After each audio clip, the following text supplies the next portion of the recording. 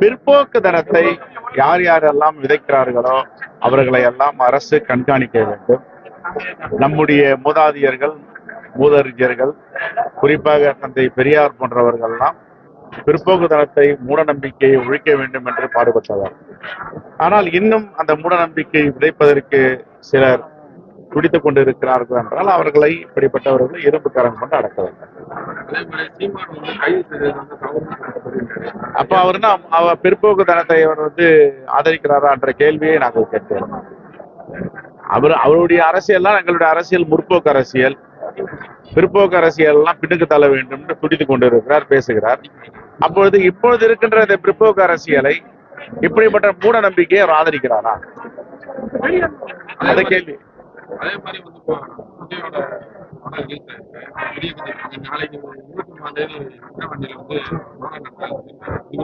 அவருடைய திரைப்படம் வெற்றி அடைந்ததுக்கு வாழ்த்துக்கள். விஜய் அவர்களுடைய மாநாடு வெற்றி பெறும் வாழ்த்துக்கள்.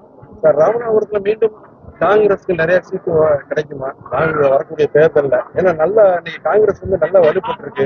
ராமநாதபுரத்தில் மாவட்ட தலைவர் கண்டிப்பாக விரைவில் நியமிக்க போகிறோம். விரைவில் அந்த முடிவு எடுக்க போகிறோம்.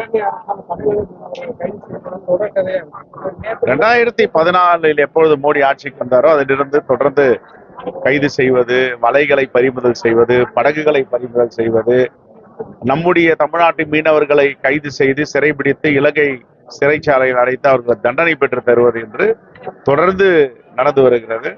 ஆனால் இவர்கள் தேர்தலுக்கு முன்பு 2013ஆம் ஆண்டு கடல் தாமரை மாநாட்டில ராமேஸ்வரத்தில சொன்னார்கள், மோடி ஆட்சிக்கு வந்தால், பாஜக ஆட்சி மலர்ந்தால், தாமரை மலர்ந்தால் ஒரு மீனவர்களுக்கும் ஒரு பிரச்சனை வராது என்று இவர்கள் அறிக்கை கொடுத்தார்கள், தீர்மானம் போட்டார்கள்.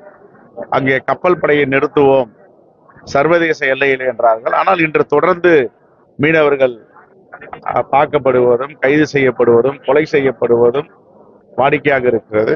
இதை உடனே தடுத்து நிறுத்த வேண்டும் மோடி அரசு.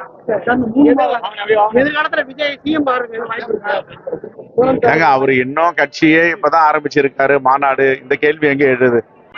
அடுத்த ஆண்டே மத்தியில தேர்தல் வந்தால் ஆச்சரியப்படுவதற்கில்லை.